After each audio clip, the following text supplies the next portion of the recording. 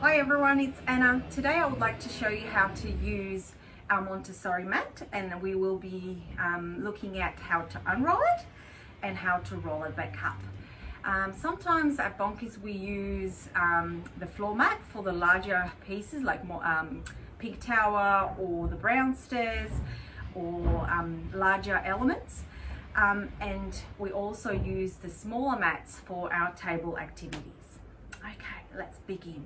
So we're going to use our thumbs and forefingers.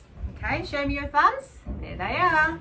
Okay, so the thumbs go under the rug like this, and the forefingers go on top of the mat. Okay, let's start rolling it out.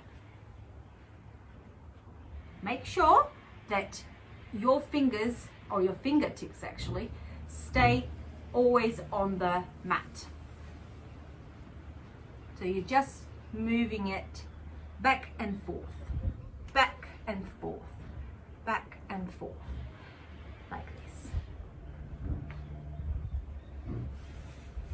Once the mat is rolled out, the children bring the material onto the mat, and once they are finished with the materials, they put it back on the shelf and come back and roll the mat up.